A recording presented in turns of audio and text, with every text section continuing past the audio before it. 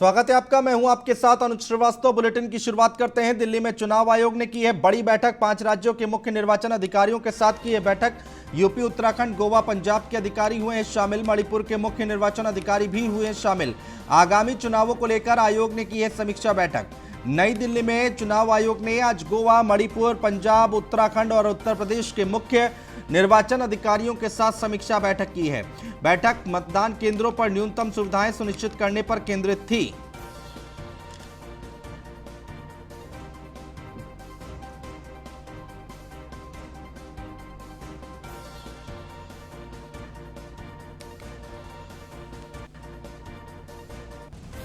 तो दिल्ली में चुनाव आयोग ने एक बड़ी बैठक की है। 5 राज्यों के मुख्य निर्वाचन अधिकारियों के साथ यह बैठक की है।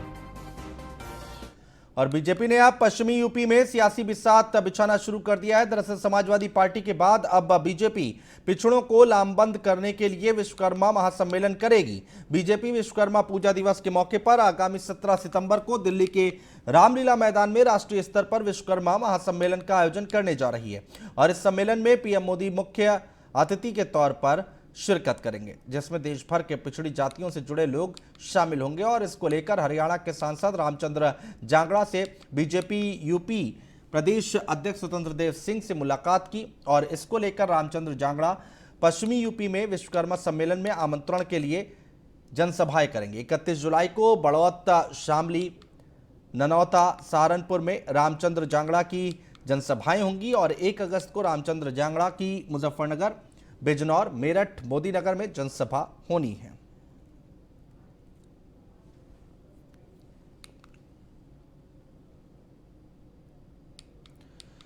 और वहीं बीजेपी के विश्वकर्मा महासम्मेलन का आयोजन करने को लेकर हरियाणा से राज्यसभा सांसद रामचंद्र जांगड़ा ने न्यूज 1 इंडिया के एसोसिएट एडिटर ब्रिजेश श्रीवास्तव से खास बातचीत की है। विश्वकर्मा महासम्मेलन की तैयारियों को लेकर क्या कुछ उन्होंने कहा है, सुनिए।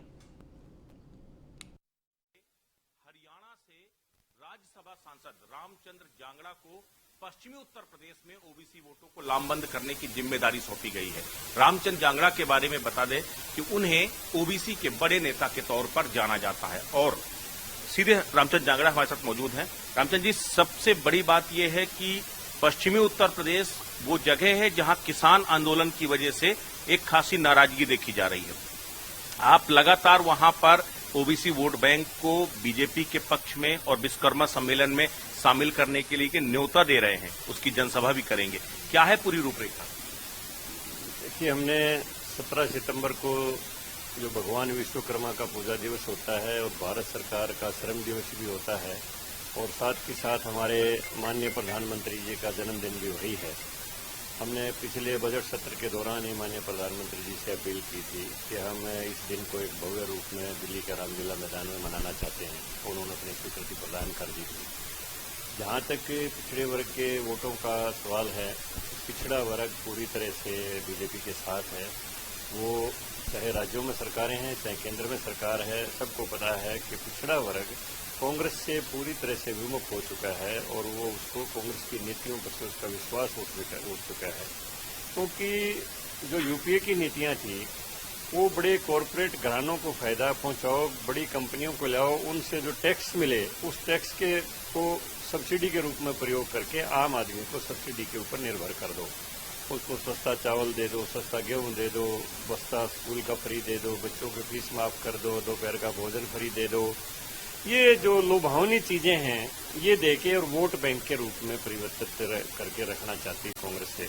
एनडीए की नीतियां इसके सर्वथा विपरीत हैं। एनडीए आदमी को आत्मनिर्भर बनाने में विश्वास करती है और प्रधानमंत्री की जितनी भी नीतियां हैं वो आत्मनिर्भर भारत के लिए हैं, वो सब्सिडाइज जीवन जीने के लिए नहीं है। सब्सिडी एक सहारा है, लेकिन सब्सिडी एक समाधान नहीं है बिल्कुल भी। सहारा हम कुछ समय के लिए किसी आज व्यक्ति को समान जीवन स्तर पर आने के लिए दे सकते हैं, लेकिन सदैव के लिए उसको सब्सिडी के ऊपर निर्भर नहीं रख सकते। इससे राष्ट्र का निर्माण नहीं हो पाता है। तो पिछड़ा वर्ग एक तरह से कांग्रेस की जो लुभावनी नीतियां थी, वोट की जो राजनीति थी, उसको समझ चुका है। वो मानता है कि हमारा सही रूप में आर्थिक, सामाजिक, शैक्षणिक विकास अगर होगा तो भारत के प्रधानमंत्री नरेंद्र मोदी जी की नीतियों से ही होगा। बहुत बहुत शुक्रिया। तो बिल्कुल ये थे रामचंद्र जांगड़ा साहब, जिन्होंने साफ तौर पर कहा कि पिछड़ा वर्ग एक बड़ा अगर देखा जाए तो केवल एक जाति नहीं बल्कि एक बड़ा वर्ग है जो लंबे समय से सोशली आइसोलेट रहा है और उसको मुख्य धारा में लाने का काम बीजेपी लगातार कर रही है और कांग्रेस की नीतियों से आगे आके ही ये ओबीसी कम्युनिटी ये बीजेपी के साथ जुड़ रही है। वीडियो जर्नलिस्ट लोकेश के साथ Brajesh Srivastava, News One India, Delhi. और दिल्ली में कोरोना महामारी पर काफी हद तक काबू पा लिया गया है, जिसके बाद अब स्कूल खोले जाने की कवायद होने लगी है। स्कूल खोलने की भी मांग होने लगी है। सरकार से भी स्कूल खोलने की योजना के बारे में सवाल पूछे जाने लगे हैं। इस पर दिल्ली के उप मुख्यमंत्री मनीष सिसोदिया ने खुद स्थिति स्पष्ट की है। मनीष सिसोदिया ने राजधानी में स्कूल खोले जाने को लेकर दिल्ली के अभिभावकों से सुझाव मांगे हैं। एक रिपोर्ट देखिए।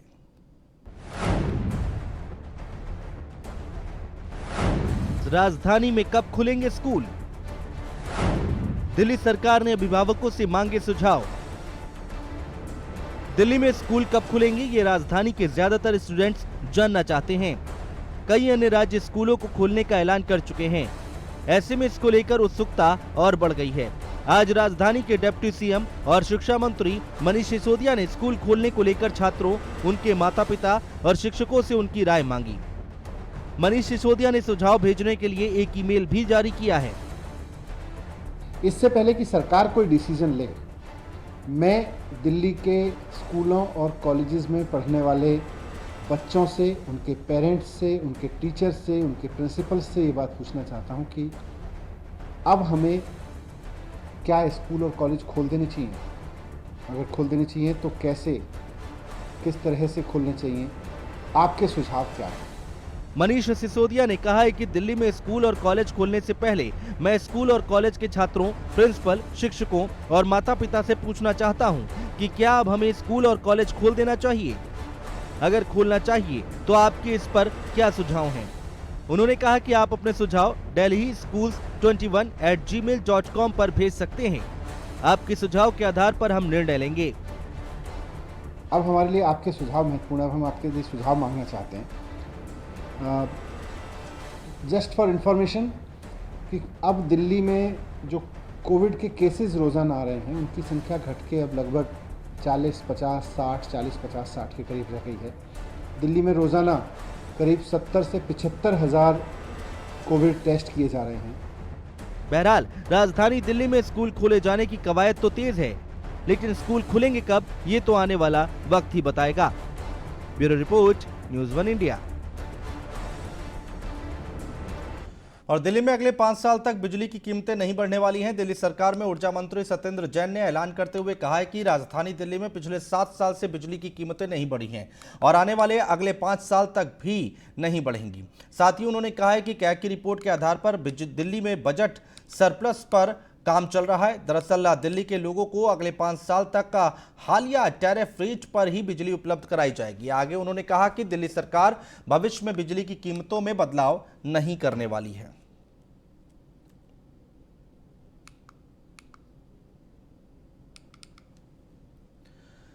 पेगासस जासूसी, महंगाई और कृषि कानूनों के मुद्दे पर सरकार विपक्ष के निशाने पर है। संसद में विपक्षी दलों के सांसद सरकार से इन मुद्दों पर सफाई देने की मांग कर रहे हैं। वहीं विपक्ष के आरोपों पर बीजेपी ने पलटवार किया है।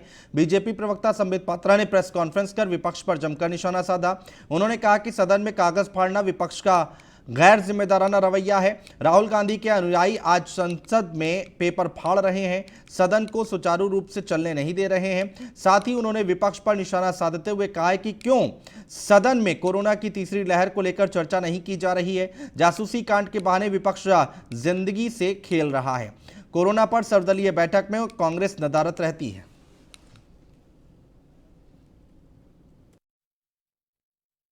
22,000 केस एक दिन में कोरोना के आए हैं, उस विषय को छापा है।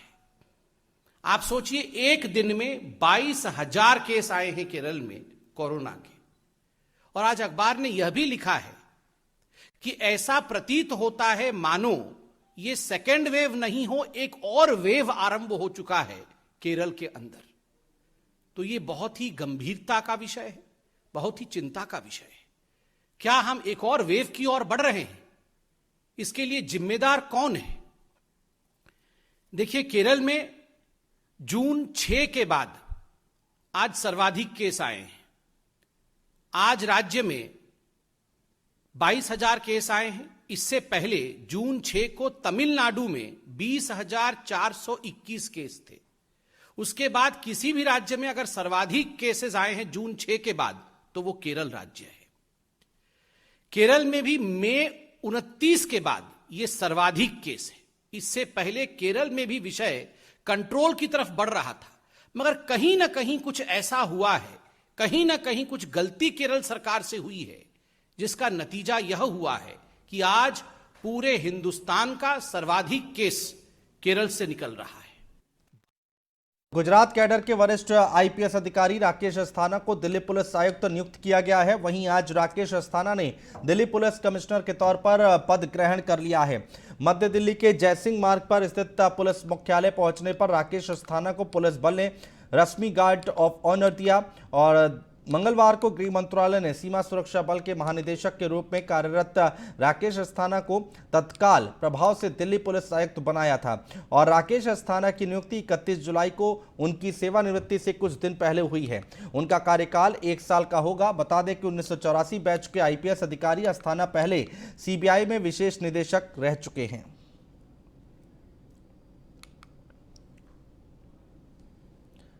न्यूज़ 1 इंडिया खबर का बड़ा असर हुआ है। दरअसल होटल साई पैलेस की खबर को उत्तरी दिल्ली नगर निगम की स्टैंडिंग कमेटी के सदन में उठाया गया। साथ ही आम आदमी पार्टी से निगम पार्षद अजय शर्मा ने स्टैंडिंग कमेटी के अध्यक्ष और कार्रवाई को लेकर कमिश्नर से सवाल किया। वहीं इसको लेकर अजय शर्मा ने न्यूज़ 1 इंडिया से खास बातचीत की। क्या कुछ कहा, सुनिए। नोटिस भी दिए जाते हैं उन्हें सील। न्यूज़ 1 इंडिया द्वारा प्रकाशित की गई होटल साई पैलेस की खबर पर स्टैंडिंग पे मुद्दे उठे, उसमें खाना पूर्ति की है। अजय जी, आपने होटल साई पैलेस पर हुई कार्रवाई को आज सदन के अंदर उठाया, तो किस तरीके से अध्यक्ष महोदय का जवाब आया और जो अधिकारीगण है उनका क्या कहना रहा? देखिए, अधिकारियों ने कहीं ना कहीं गोलमोल जवाब दे दिया। मैंने उनसे कहा कि दिल्ली की जनता, जो गरीब तबके का लोग है, जो 25 गज का 50 गज का मकान बनाता है, वहां तो आप पूरे के पूरे लेंटर काट देते हैं। इससे पहले भी एक मीडिया के माध्यम से 50 गज का मकान था, उसके 5 के 5 लेंटर काट दिए गए थे। तो एक होटल साई पैलेस जिसके अंदर डेमोलेशन करने गए, मुश्किल से 2 या 4 किलो मलबा तोड़ा होगा, डेमोलेशन करके वापस आ गए। तो ये एमसीडी का बहुत बड़ा भ्रष्टाचार था। जब गरीब इंसान की आप बिल्डिंग तोड़ देते हो, गरीब इंसान आपको पैसा नहीं देता, इसलिए मजबूती से। अजय जी, अध्यक्ष महोदय ने कहा है कि होटल साई पैलेस का एड्रेस और सारी शिकायत कमिश्नर साहब को दी जाए। क्या लगता है उस होटल साई पैलेस पर कोई कार्रवाई हो पाएगी या नहीं? ये भ्रष्टाचार की भेंट चढ़ चुका। देखिए, मैंने कमिश्नर साहब को इस बारे में सारी जानकारी दे दी है, एड्रेस भी दे दिया है, मेरी उनसे पर्सनल बात भी हुई थी। तो मैंने आज ये भी बता दिया है कि वो जेई जिसने उस पर थोड़ा सी डेमोलेशन करी है, उस जेई को तुरंत बिल्डिंग विभाग से हटाया जाए और उस पर कार्रवाई करी जाए कि ऐसा हुआ क्यों। जब गरीब के मकान पर हथौड़ा चलता है, जब गरीब का दिल रोता है, जब आपको याद नहीं आती। आज आप रईस के ऊपर हथौड़ा भी नहीं चला पाए। और मैं तो यही कहना चाहूंगा, एमसीडी का कहना है भाई बहुत बड़ा भ्रष्टाचार है, घोटाला है, जिसे हमने उजागर करने के लिए आए। ये थे हमारे साथ standing committee member Ajay Sharma ji, जिन्होंने आज स्टैंडिंग में मुद्दा रखा कि उस इलाके के जेई जिसने खाना पूर्ति करी है होटल साई पैलेस पर, उसे बिल्डिंग विभाग से हटाया जाए। साथ ही जब 25 गज के मकान के लेंटर तक को तोड़ दिया जाता है, तो आखिर क्यों फिर होटल साई पैलेस की 2-4 ईंटों को ही तोड़ा गया? इस सारी खाना पूर्ति पर अजय शर्मा ने काफी सवाल दागे हैं। दिल्ली से किरणपाल सिंह की खास। नॉर्थ वेस्ट दिल्ली के जहांगीरपुरी थाना इलाके में बेखौफ चोरों का आतंक है। चोरों ने आम आदमी पार्टी के निगम पार्षद अजय शर्मा के दफ्तर पर धावा बोला। वहीं पार्षद अजय शर्मा ने इसकी सूचना पुलिस को दी। फिलहाल क्राइम ब्रांच की टीम ने मामले की जांच पड़ताल शुरू कर दी है। बताया जा रहा है कि जब पार्षद अजय शर्मा आज सुबह अपने ऑफिस पहुंचे तो उनके ऑफिस का ताला टूटा हुआ था और ऑफिस में रखा सामान भी गायब था। ऑफिस में इलाके में दिल्ली सरकार की तरफ से लगने वाली लाइट तक चोर चोरी कर ले गए। इसके साथ ही कूलर, कंप्यूटर और जरूरी सामानों पर भी चोरों ने हाथ साफ कर मौके से फरार हो गए। वहीं बड़ा सवाल अब यह है कि इलाके का पार्षद ही सुरक्षित नहीं है तो आम लोगों का क्या हाल होगा। मेरे कार्यालय पास जहाँ मेरा ऑफिस है, इसके अंदर चोरी हुई है। इसके दोनों ऑफिस के ताले तोड़े गए हैं। एक हमारा स्टोर था, स्टोर के ताले तोड़े गए हैं। एक जिसके अंदर हमारा ऑफिस था, जिसमें हमारी मोहर होती थी, सारे पेपर होते थे, उसके ताले तोड़े गए हैं। तो इसमें काफ़ी सारा सामान चोरी करा गया। स्टोर के अंदर से जो हम दिल्ली सरकार की स्ट्रीट लाइटें लगा रहे हैं, वो 16 स्ट्रीट लाइटें चोरी हुई है। और उसके साथ साथ हमारा बाहर जो कूलर रखा था वो कूलर चोरी हुआ है, उसके अंदर वहाँ कंप्यूटर हमारा चोरी हुआ है, और कंप्यूटर के साथ साथ हमारा एक बड़ी लाइटें थी वो लाइटें चोरी हुई है, और वहाँ के अटर्न तोड़े गए हैं। हमारा वहाँ का वो फोटोस्टेट की मशीन थी, फोटोस्टेट की मशीन चोरी हुई है। और राजधानी दिल्ली की बाहरी जिला पुलिस ने ऑपरेशन ईगल के तहत एक ऑटो लिफ्टर गिरोह का खुलासा किया है। दिल्ली पुलिस से 7 हिस्ट्री शीटर समेत 8 लोगों को गिरफ्तार किया है। पुलिस ने इनके कब्जे से 5 दर्जन से ज्यादा चोरी की बाइक और करीब 2 दर्जन चोरी के मोबाइल फोन बरामद किए हैं। पुलिस ने इनकी गिरफ्तारी से कई मामलों के खुलासे का दावा भी किया है।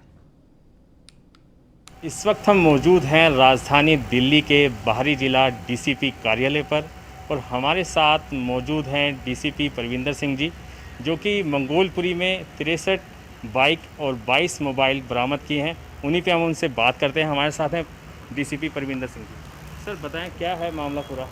पुलिस स्टेशन मंगोलपुरी की टीम ने एक ऑटो लिफ्टर्स के गैंग को बस्ट किया है। इस गैंग में सम्मिलित 8 लोग गिरफ्तार हुए हैं। इन पर से 63 स्टोलन 2 व्हीलर्स की रिकवरी हुई है और 22 स्टोलन मोबाइल फ़ोन्स की रिकवरी हुई। सर क्या मोटिव रहता था इन लोगों का, किस तरीके से ये बाइकों को यूज़ करते थे? इस गैंग में जो गिरफ्तार हुए 8 लोग हैं, इसमें से 7 हिस्ट्री शीटर्स हैं, मल्टीपल केसेस में वांटेड और मल्टीपल केसेस में इन्वॉल्व भी रहे हैं। इस गैंग का मेन मोटिव खुद ही स्ट्रीट क्राइम करना रहता था, इसीलिए ये अलग अलग मोटरसाइकिल्स को बदल बदल के इस्तेमाल करते थे, जिससे पकड़े जाने की संभावनाएं कम हो। सर इसमें बताया जा रहा है कि जिस तरीके से ये बाइकों का यूज़ करते थे, अपने आनंद के लिए भी इस तरीके की प्रक्रिया करते थे।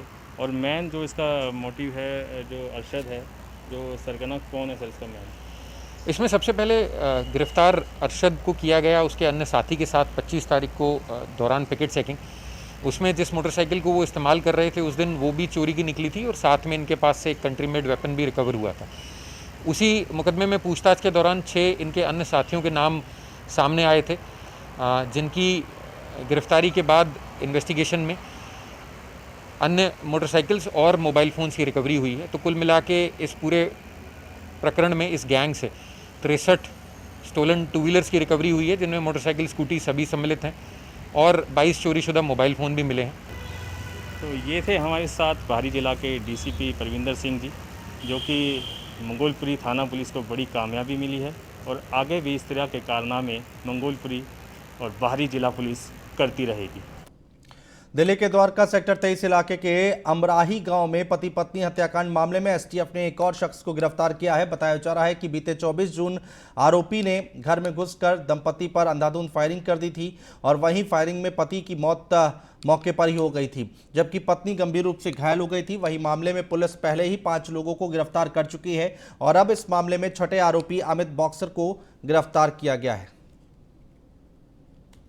द्वारका नॉर्थ सेक्टर 23 के ऑनर किलिंग के मैटर में लास्ट लेफ्ट और क्रिमिनल अमित बॉक्सर, इसको अरेस्ट कर लिया है। द्वारका सेक्टर 23 की एसटीएफ की टीम ने 5 लोग इसमें ऑलरेडी अरेस्ट किए जा चुके हैं। इसमें जो कपल था उसमें से जो मेल था उसकी डेथ हो गई थी वहीं पे, और जो फीमेल थी उसको वो हॉस्पिटल में एडमिट हुई थी और डिस्चार्ज की जा चुकी है। 5 लोग हम अरेस्ट कर चुके हैं, और जो कॉन्स्पिरेसी एंगल है उसको अनवील करने के लिए अभी इन्वेस्टिगेशन। जीटीबी अस्पताल दिलशाद गार्डन में 7वें पे कमीशन को लागू नहीं किया गया, और जाने कि इसके विरोध में Indian medical laboratory technologist federation और अन्य यूनियनों ने काम के दौरान काली पट्टी बांधकर विरोध जताया है। फेडरेशन का ये विरोध 28 और 29 जुलाई को दिन तक चलेगा, और इससे पहले फेडरेशन के बैनर तले 16 और 17 जुलाई को दिल्ली सरकार के समक्ष ऑनलाइन विरोध प्रदर्शन करते हुए अपनी मांगों को मुख्यमंत्री अरविंद केजरीवाल, स्वास्थ्य मंत्री सत्येंद्र जैन, दिल्ली के उपराज्यपाल के साथ ही प्रधानमंत्री नरेंद्र मोदी तक पहुंचाया था।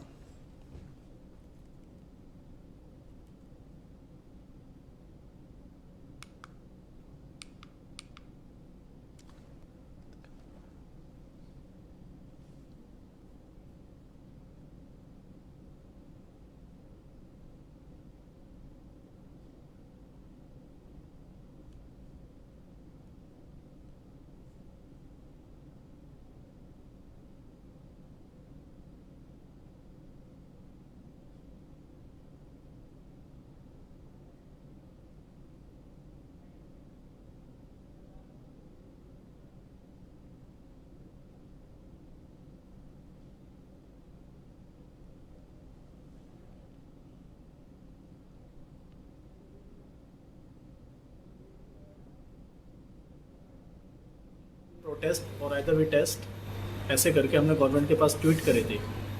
तो वहाँ से कोई जी जितने भी दिल्ली गवर्नमेंट का हॉस्पिटल है सभी से वो ट्वीट गए थे गवर्नमेंट के पास में, जिसमें हमने टैग करा था CMO Delhi, Arvind Kejriwal ji and other जो हेल्थ सेक्रेटरी, हेल्थ मिनिस्टर, सबको ट्वीट करा था। वी प्रोटेस्ट और आइदर वी टेस्ट ऐसे करके हमने गवर्नमेंट के पास ट्वीट करे थे। तो वहाँ से कोई जी जितने भी दिल्ली गवर्नमेंट का हॉस्पिटल है सभी से वो ट्वीट गए थे गवर्नमेंट के पास में, जिसमें हमने टैग करा था CMO Delhi, Arvind Kejriwal ji and other जो हेल्थ सेक्रेटरी, हेल्थ मिनिस्टर, सबको ट्वीट करा था। वी प्रोटेस्ट और आइदर वी टेस्ट ऐसे करके हमने। और दिल्ली से खबर है, 5 अगस्त को नरेंद्र मोदी करेंगे वीडियो कॉन्फ्रेंसिंग और यूपी के राशन दुकानदारों को संबोधित करेंगे पीएम मोदी। पीएम गरीब अनाज योजना से मिल रहा लोगों को अनाज और इसी योजना पर अपनी बात रखेंगे प्रधानमंत्री नरेंद्र मोदी। तो बड़ी खबर दिल्ली से आ रही है, 5 अगस्त को नरेंद्र मोदी वीडियो कॉन्फ्रेंसिंग करेंगे और राशन दुकानदारों को संबोधित करेंगे प्रधानमंत्री नरेंद्र मोदी।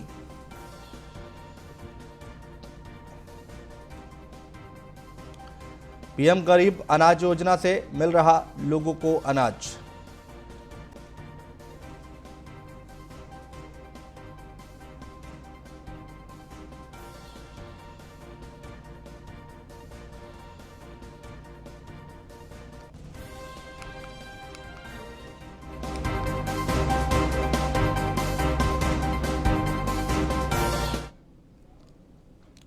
और बाहरी दिल्ली पुलिस को अलग अलग थानों में बड़ी सफलता हाथ लगी है। रानीबाग इलाके में एंटी स्नैचिंग और हाईवे पेट्रोलिंग टीम की संयुक्त कार्रवाई में एक ऑटो लिफ्टर गैंग के सदस्य को पकड़ा है। आरोपी के कब्जे से टीम ने चोरी की 4 बाइक बरामद की है। वहीं पुलिस ने निहाल विहार इलाके में रिटायर्ड जवान के घर हुई चोरी का खुलासा किया है। पुलिस ने आरोपी के 20 लाख रुपए के आभूषण समेत चोरी का सामान और चोरी के पैसे से खरीदी गई बाइक बरामद की है। वहीं स्वर्ण पार्क का मुंडका DIU आउटर डिस्ट्रिक्ट की ओर से नकली इंजन ऑयल बेचने वाले नकली साथी प्रिंटिंग स्टिकर और पैकिंग सामग्री के साथ गिरफ्तार किया है। इन सभी तीनों मामलों में DCP Parvinder Singh outer district के मामले को वर्कआउट किया है।